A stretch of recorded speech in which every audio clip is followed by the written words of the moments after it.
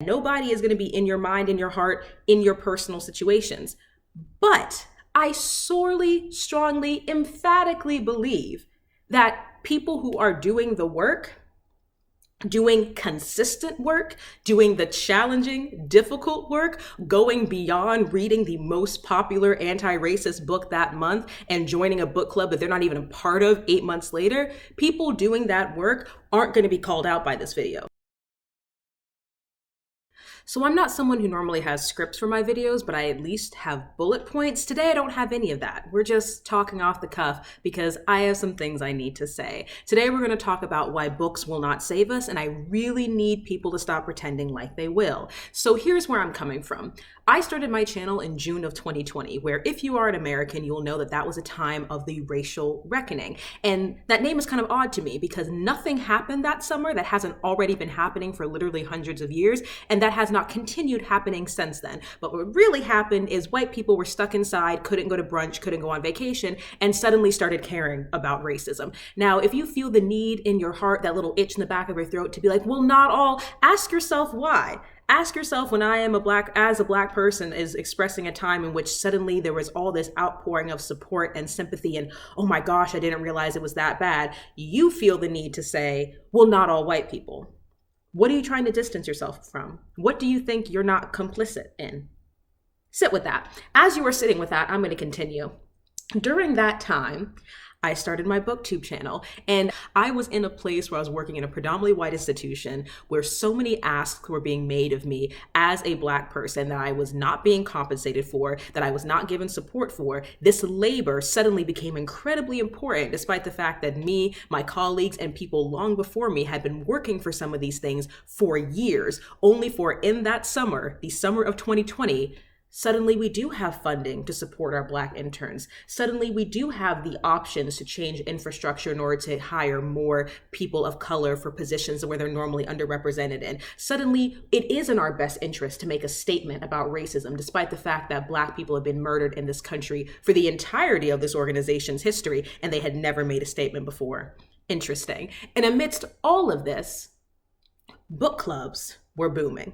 Now, there are some book clubs that I know of that I think are doing really great work. Noname Reads Book Club. She focused specifically on radical literature, revolutionary literature. They've moved on now to, not moved on now, but they've added on to the project now, building a library. I look at the texts that they're choosing and it makes me so excited because these are books that are not only not read in schools, but in many anti-racist book clubs are ignored for being too radical, for being too fringe. Julesy on this platform has a Smart Brown Girl Book Club. Again, picking excellent text, also creating a syllabi to go along with these texts because they can be so deep and rich and have so much history. And sometimes they can feel intimidating to read by yourself. She also brings in guests, the authors themselves sometimes, or people with a similar background or similar experiences. I'm not anti-book club, nor am I anti-book, or else why would I be here? What I am is anti-looking at books as the end-all be-all and as a way to perform to an audience how woke you're being.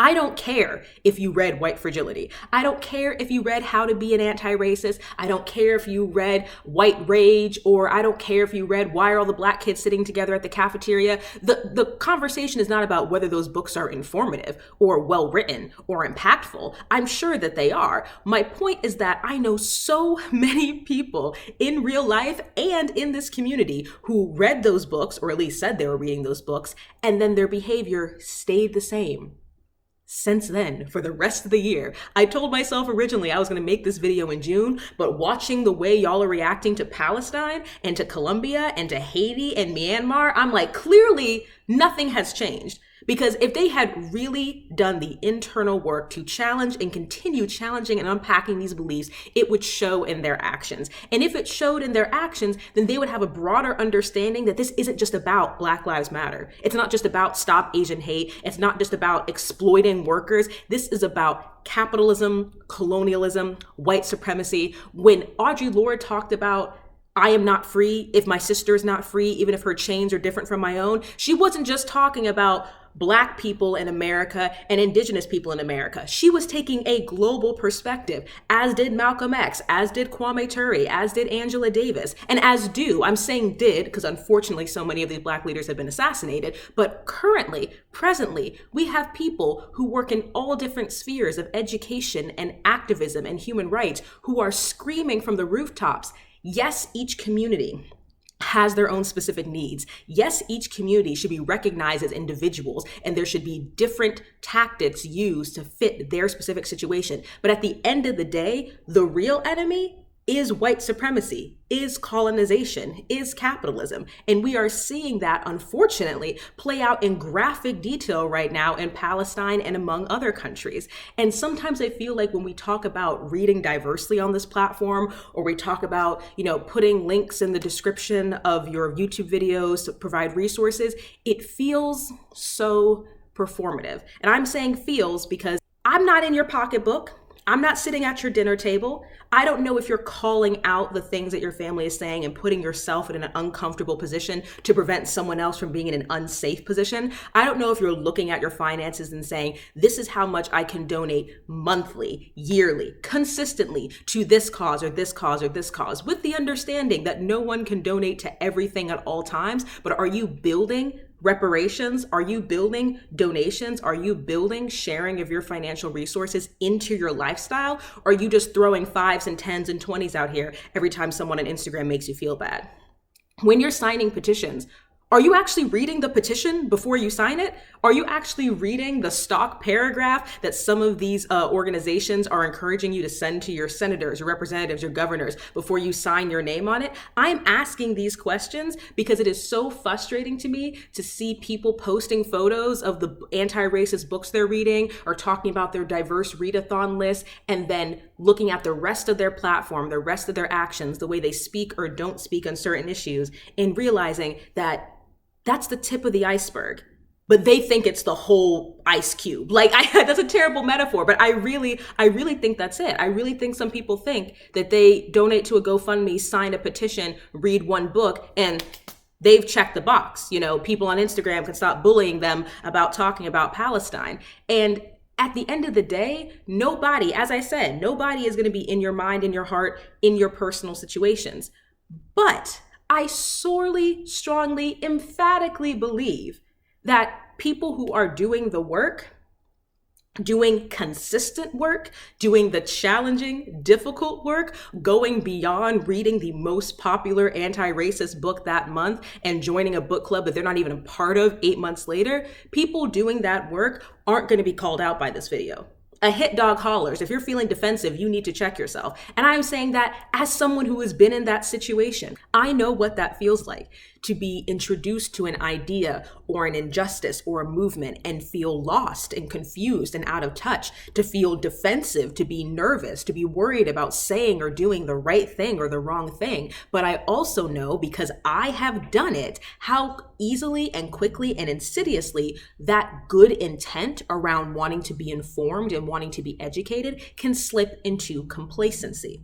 It happens. It's happened to me. It's happening right now. It will continue to happen. And for people like us who say we love stories, we should be asking ourselves, which stories do we readily ingest and accept from the media, and which stories do we challenge? For people like us who are so preoccupied with diversity, we should look at our Instagram feeds, at our news sources, at the places that we are donating money, and at the way we're spending our time, and say, is there diversity here? Am I making sure that I am hearing different perspectives? Am I making sure that I am seeking out information that challenges me, that goes against my norm, that is not present in my echo chamber? For people like us who say we are so invested in community, how can we not see that as human beings, we are in community with each other? How can we not see that especially communities that suffer from colonization and white supremacy and capitalism,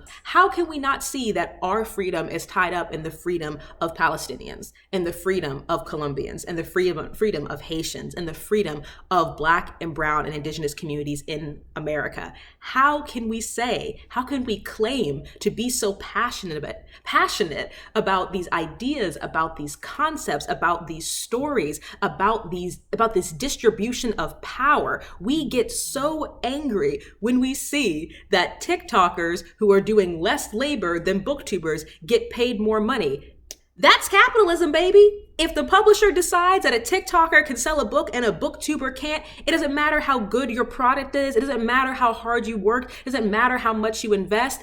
The market will decide and the market demands. How can people be mad about that and not see how capitalism is affecting workers' rights in Colombia? The way people get so up in arms in this community about things that are wrong, misrepresentation in books, biphobia in books, authors being shitty on Twitter, those things are wrong. I'm not knocking that. But there is a scale here. And since everyone has limited time and energy and resources in a day, it is frustrating to me to see so much outrage and so much intensity and so many comments about certain issues and then silence about everything else, especially when the issues are related. They are all related.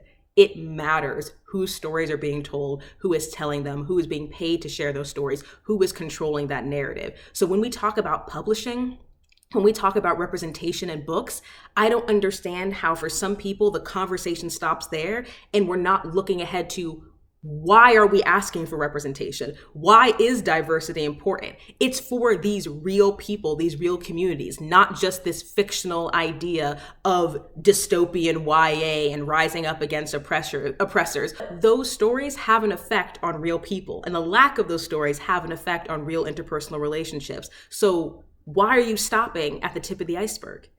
It's all connected. And I just want to say personally, for me, I am not expecting each individual to be CNN, to be AP News, to be BBC, to be Al Jazeera. And I'm acknowledging that I can't see inside your head, I can't see inside your heart. But at the end of the day, all I can see is your actions. All I can witness is your work or your silence. This conversation could go on for so much longer, and I'm sure it will, but I just want to bring it back to my original, main, and final point, which is that I value books and reading and literature so much. I read for comfort, I read to be challenged, I read to be educated, I read to be entertained, and I will never knock an anti-racist book list. I will never knock a person wanting to gather people together to talk about what they've read and what they've learned and how it's going to affect their behavior. All I am saying is that it should not be the end all be all. These book clubs will not save us. We cannot read our way to liberation. And these book clubs and these books and these literature and these videos about these topics, my hope is that your intent is not to simply check off a box so you can be a good white person or a good American or a good cis person. My hope is that you are intrinsically motivated to seek out information that's going to challenge you, to seek out stories and perspectives beyond our echo chamber, because all of us have our own echo chamber. My hope is that when we look at our limited time, energy, and resources, because they are limited, we try to see where is the common ground, because it's there, and how can we be most effective with our time and energy and our resources. I personally am someone who does not believe that every individual can be a news source. There are so many things that I didn't mention in this video that I don't even know. I'm sure there's atrocities happening right now that are connected to this topic that I am unaware of. And so I will continue to learn and continue to grow and continue to figure out ways to integrate what I do personally, what I do professionally, what I believe, and my actions. We need to be critical of ourselves and really take the time to say, do I need just to rest and unplug and detach for a moment, to gather my wits, to center my spirit before re-engaging? Or am I using this as an excuse to not say anything, to not learn anything, to not take any action?